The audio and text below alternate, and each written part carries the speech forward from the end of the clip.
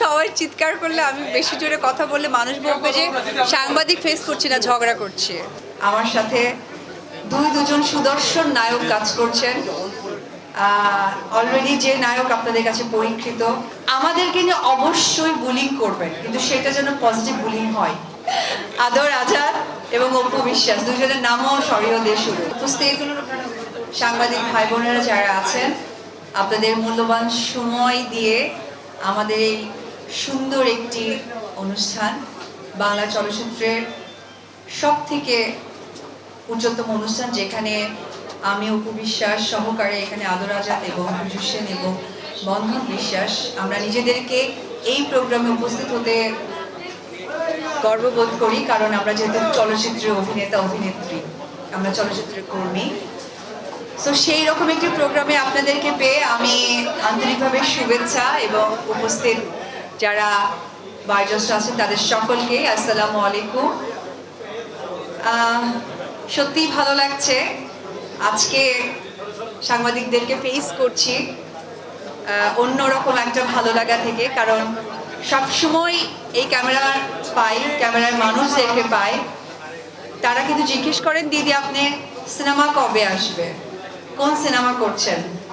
তা আসলে আজকে প্রশ্নটাই এইরকম যে আমি সিনেমা করছি, সিনেমাটির নাম সিক্রেট। আমার সাথে দুজন সুদর্শন নায়ক কাজ করছেন। অলরেডি যে নায়ক আপনাদের কাছে পরীক্ষিত, এবং প্রত্যেকটা ফেস্টিভ ডেতেই তার ব্লকবাস্টার সিনেমাগুলো আসে এবং এত ভালো কাজ দিয়েছে। I am really proud. এখন যে হিরো আপনাদের কাছে অলরেডি প্রুভড, তার সাকসেসফুলি অনেকগুলো সিনেমা আপনাদের সাথে শেয়ার করেছে, আপনাদেরকে ফেস করেছে। উনি একাধারে একজন নায়ক, পাশাপাশি উনি একজন প্রযোজক, সফল অভিনেতা, এবং আমার এলাকার মানুষ আদর আজাদ এবং অপু বিশ্বাস, দুজনের নামও সরিয়ে দিয়ে শুরু। বিষয়টা সত্যি খুব ভালো লাগার। সো সেটা আমার জন্য অনেক পরম একটি পাওয়া, কারণ আমি আবার দীর্ঘ 2 বছর পর একটি সিনেমা করতে যাচ্ছি। সেই সিনেমায় আমি ওনাকে আমার সহশিল্পী হিসেবে পাচ্ছি, এবং আমি আরও একটি খুব মানে লাকি বলবো, আমার পাশে বা পাশে যে নায়ক আছেন, যে মানুষটি পরীক্ষিত ছোট পর্দায়, বড় পর্দায়, তাকে আমরা ওয়েলকাম করছি। কারণ আমি এবং আদর আমরা দুজনেই যেহেতু বড় পর্দার মানুষ, আমাদের শুরুটা বড় পর্দা দিয়ে। সো ছোট পর্দার একজন হিরোর সাথেও আমরা সে স্ক্রিনটা শেয়ার করব। আমি চাইবো আপনারা যারা এখানে প্রিন্ট মিডিয়া এবং সোশ্যাল মিডিয়ার ভাইরা যারা আছেন, আমাদের চলচ্চিত্রকে এগিয়ে নিয়ে যাওয়ার দায়িত্ব যেমন আমাদের, আমি মনে করি আপনাদেরও। আমাদের একটি পজিটিভ নিউজ, পজিটিভ ভাইবস বাংলাদেশের লোকদের কাছে, বাংলাদেশের দর্শকদের কাছে পৌঁছে গেলে যে আগ্রহটা বাড়ে, সেই কাজটি আপনারা করবেন। এবং আজকে এই সাংবাদিক ভাইদের মাধ্যমে আমি একটি কথা বলতে চাই, আমাদেরকে নিয়ে অবশ্যই বুলিং করবেন, কিন্তু সেটা যেন পজিটিভ বুলিং হয়, যে বুলিংটা দিয়ে যেন আমরা শিখতে পারি, কাজকে সামনে এগিয়ে নিয়ে যেতে পারি। আজকে এমকে প্রোডাকশনকে আমি ধন্যবাদ জানাবো, কারণ আপনারা জানেন বিগত অনেক বছর ধরে শুধুমাত্র শাকিব খানের সিনেমা ছাড়া কিন্তু সেইভাবে প্রোডাকশন হাউসগুলো কাজ করার আগ্রহ প্রকাশ করে না।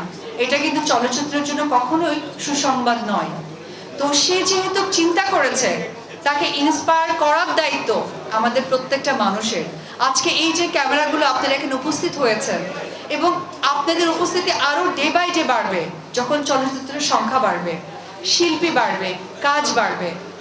আমি একটি কথা আপনাদের সাথে শেয়ার করি, হয়তো এখানে অনেক জার্নালিস্ট ভাইরা আছেন, আমি যতদিন থেকে কাজ করছি তখন আপনারা এরকম সাংবাদিকতায় আসেননি, এইভাবে ক্যামেরা ধরেননি, অথবা আপনারা প্রশ্ন কি করতে হবে আপনারা জানেন না। এবং এখানে আরও অনেক সাংবাদিক ভাইরা আছে যারা আমাদের মেকআপ রুমে বসে চা, আমাদের সাথে লাঞ্চ করেছে, আমাদের ইভিনিংয়ে আমরা একসাথে স্ন্যাক্স খেয়েছি, আড্ডা দিয়েছি। এই যে একটা পরিবেশটা তারা পেয়েছে, এখানে অনেক সাংবাদিক ভাইরা আপনারা পাননি।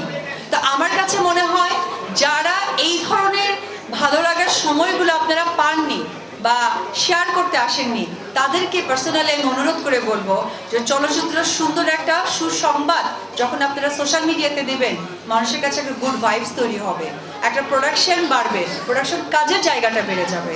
শুধু নায়ক নায়িকাকে ছোট করাটাই কিন্তু আমাদের মূল লক্ষ্য নয়।